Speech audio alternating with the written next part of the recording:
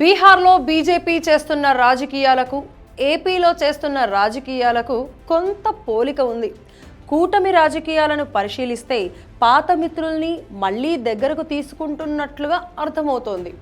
ఎన్నికల ముందు మళ్ళీ ఎన్డీఏలోకి నితీష్ వెళ్లారు. ఏపీలో గత ఎన్నికల ముందు బీజేపీతో విడిపోయిన చంద్రబాబు మళ్ళీ బీజేపీతో కలుస్తున్న సంకేతాలు కనిపిస్తున్నాయి. బీహార్ ఫార్ములా ఏపీలో కూడా వర్కౌట్ అవుతుందా? కలిస్తే వైసీపీకే లాభం జరుగుతుందా? బీజేపీతో పొత్తులు పెట్టుకున్న ప్రాంతీయ పార్టీలు క్రమంగా నిర్వీర్యమైపోతున్న సూచనలు కనిపిస్తున్నాయి. మరి టీడీపీ, జనసేన ఆలోచిస్తాయా?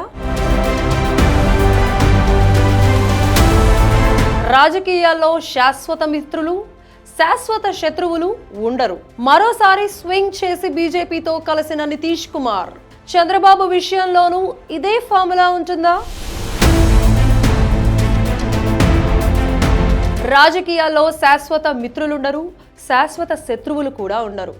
రాజకీయ అవసరాలే ఉంటాయి, పరస్పర ప్రయోజనాలు ఉంటాయనుకుంటే రెండు పార్టీలు కలుస్తాయి. ఈ విషయంలో బీహార్ సీఎం జేడీయూ నేత నితీష్ కుమార్ రోల్ మోడల్.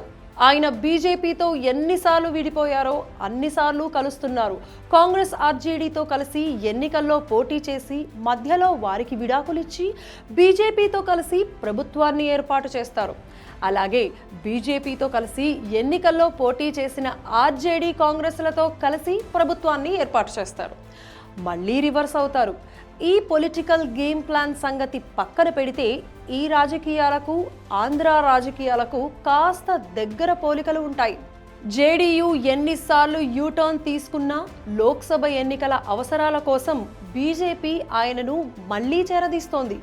ఏపీలోనూ మాజీ ఎన్డీఏ పార్ట్నర్ చంద్రబాబు విషయంలోనూ ఇప్పుడు నితీష్ ఫార్ములాను అనుసరించడానికి బీజేపీ సిద్ధమవుతున్నట్లుగా కనిపిస్తోంది. ఏపీలో టీడీపీ, జనసేన పొత్తు, బీజేపీతో పొత్తు చర్చలు జరుగుతున్నాయన్న ప్రచారం. ఈ పొత్తుల వల్ల టీడీపీ, జనసేన కూటమి బలహీనపడే ఛాన్స్. బీజేపీ కలిస్తే మైనారిటీ ఓట్లు పోయే ప్రమాదం. ఏపీలో టీడీపీ, జనసేన పొత్తులో ఉన్నాయి, కానీ వాటి మధ్య సీట్లు సర్దుబాటు తేలడం లేదు. దీనికి కారణం బీజేపీతో పొత్తు చర్చలు జరుగుతున్నాయన్న అభిప్రాయం వినిపిస్తూ ఉండటమే. ఏపీ బీజేపీ అధ్యక్షురాలు పురంధేశ్వరి పొత్తు ఉండాల్సిందేనని పట్టుబడుతున్నారు. ఓ వర్గం మాత్రం జనసేనతో మాత్రమే పోటీ చేద్దామని ఒత్తిడి చేస్తోంది.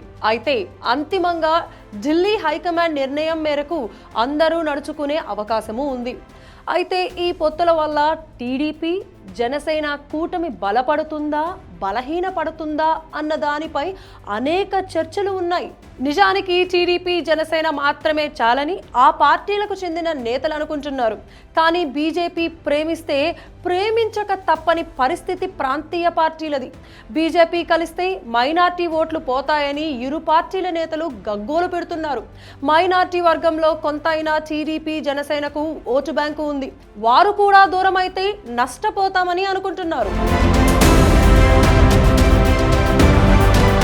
బీజేపీతో కలిసే ప్రాంతీయ పార్టీలకు ఉనికిగండం. అకాలీదళ్ నుంచి శివసేన వరకు అదే రాజకీయం. తాజా పార్ట్నర్ జేడీయూ వచ్చే ఎన్నికల తర్వాత ఉండటం కష్టమే. అదే భయంలో టీడీపీ. నిజానికి బీజేపీ రాజకీయం కూడా భిన్నమైనది. బీజేపీతో పొత్తులు పెట్టుకున్న పార్టీలు క్రమంగా నిర్వీర్యం అయిపోతూ వస్తున్నాయి. నిజం చెప్పాలంటే బీజేపీనే నిర్వీర్యం చేస్తోంది.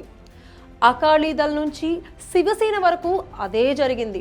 పొత్తులు పెట్టుకుని తాము బలపడి పొత్తుల్లో ఉన్న పార్టీలను బలహీనం చేయడం అనే వ్యూహాన్ని బీజేపీ అమలు చేస్తూ ఉంటుంది. బీహార్లో తాజాగా బీజేపీతో కలిసిన జేడీయూ పరిస్థితి అదే.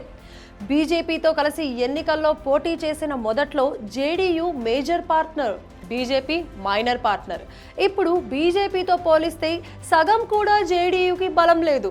అదే పరిస్థితి టీడీపీకి వస్తుందన్న భయం ఆ పార్టీ నేతల్లో ఉంది. జనసేన, బీజేపీ మధ్య బలంగా అవగాహన.